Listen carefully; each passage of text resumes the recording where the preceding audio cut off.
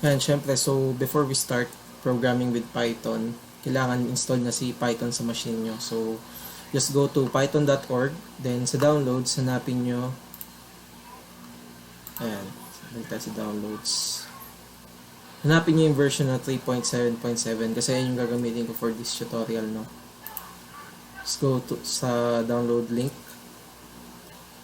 Then sa baba, hanapin nyo yung OS nyo. So, we have 32-bit, no, ay yung x86 and 64-bit. To check if ano ba yung operating system na ginagamit nyo, search nyo lang yung this PC sa mga naka Windows 10, then click properties, lalabas to. Ayan, so I have 64-bit OS na installed sa akin, kaya ito yung dinownload ko. So since downloaded ko na siya, i-open ko na lang.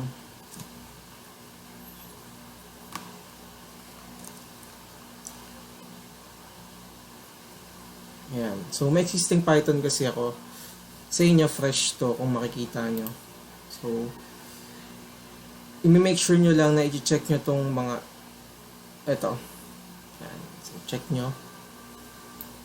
Then kung may lumabas dyan na add Python to path, dapat i-check nyo rin. Ito, add Python to environment variables. Okay, so install. Hindi ko na-install kasi installed niya siya sa machine ko. So, paano natin malalaman if properly installed na si Python? Just go to command prompt, then i-run nyo lang tong command na to.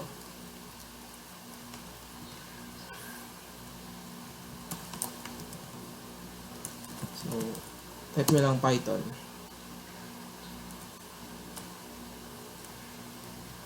Yan. Dapat lalabas dito yung Python version na installed sa machine nyo. Okay?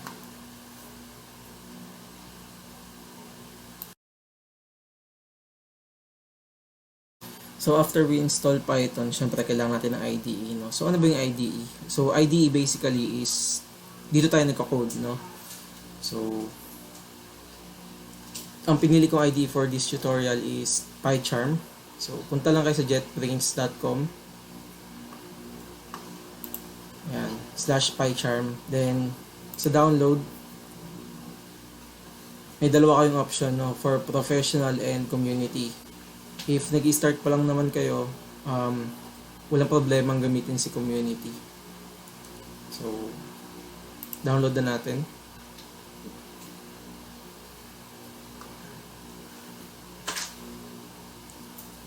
Medyo malaki yung file nung download.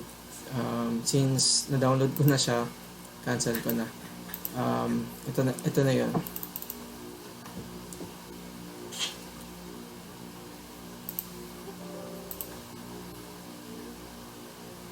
Yan. So, next.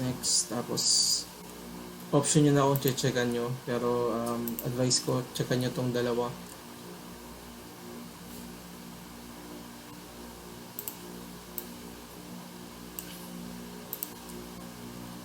Install.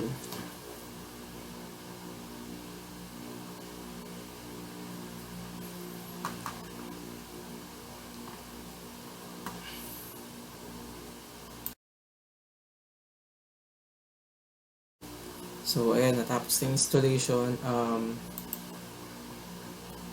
I-manual reboot later ko na lang.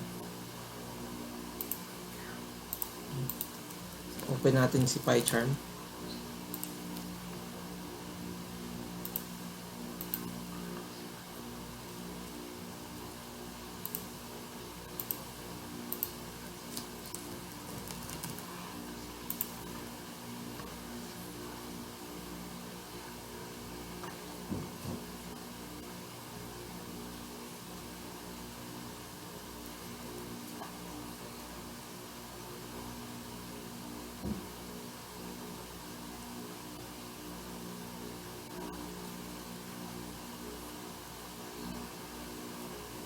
Oops.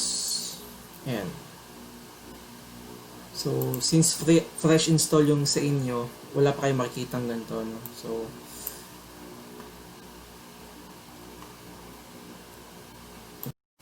Yan, so kung fresh installed si Python nyo or nag-reboot kayo, blank pa yung project, no? So, create tayo ng new project natin. So, dapat dito sa base interpreter, lalabas yung Python na dinownload nyo. Ayan, 3.7. Create na tayo ng project. Tutorial.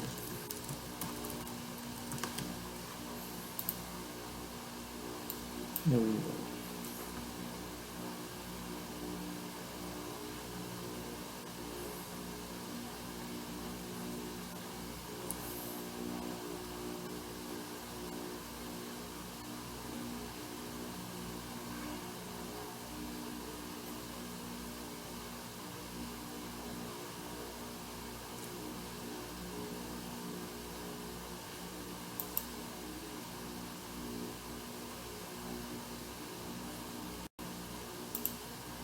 Okay na. Good to go na yung Python nyo. So, create tayo ng first application natin. No? Hello world. Hello world. So, my first app.